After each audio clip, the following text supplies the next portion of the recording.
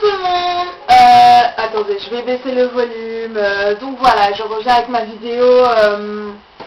Donc ma vidéo que j'aurais dû faire depuis le 14 pour faire donc mon challenge, mon bilan au bout de 2 semaines de challenge. Donc pour moi, tout ce qui est fruits, légumes, donc alimentation saine, j'y arrive, ça y a pas de souci parce que je passe mon temps à faire des courses, acheter des fruits, des choses comme ça. Par contre, l'eau, ça reste mon plus gros souci.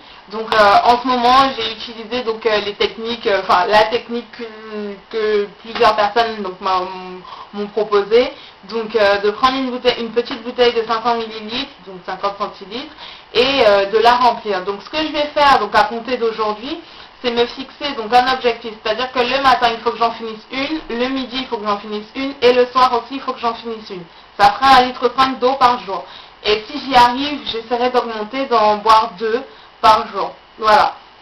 Pour ce qui est de mes cheveux, je ne leur fais absolument rien.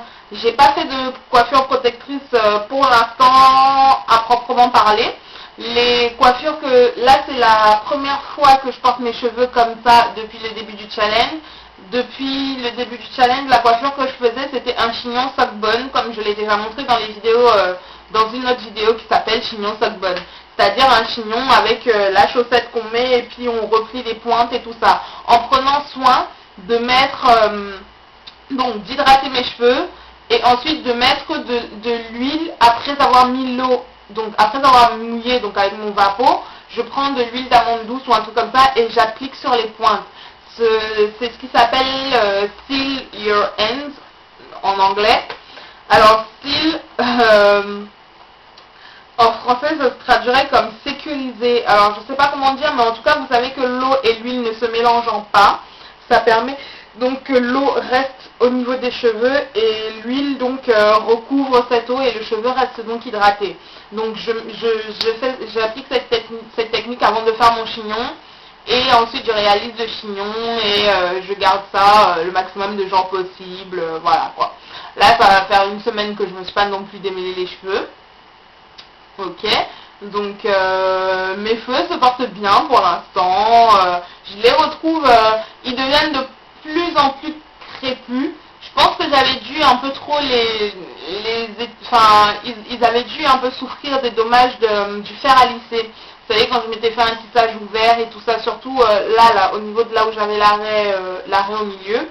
Donc, ils commencent à reprendre vie, des choses comme ça. Donc, vous pouvez les voir, ils sont magnifiques. Là, c'est en fin de journée. J'ai pas rajouté de pchit dans la journée. Je les ai pas mouillés ni quoi que ce soit. Ils sont nickel. Donc, j'en suis particulièrement fière. Par contre, j'ai commencé mon challenge avec la gamme Mixed Chicks que je testais. Et mon avis est plutôt mitigé par rapport à cette marque. Donc ça va faire maintenant 3 semaines que je la teste. On va dire que ça ne me rend pas les cheveux, ça ne m'assèche pas les cheveux, mais ça ne les rend pas non plus beaucoup plus malléables que par exemple la crème hydratante de Garnier. Donc à prix supérieur, résultat légèrement inférieur. Donc voilà, donc c'est un bon leave-in conditioner pour celles qui ne sont pas au Nopo parce qu'il contient des silicones, mais on va dire que c'est pas forcément celui que j'adopterai. Voilà. Donc voilà, mes cheveux ressemblent à ceci. J'étais juste venue pour vous montrer ça et faire mon bilan. Ok, portez-vous bien toutes. Salut!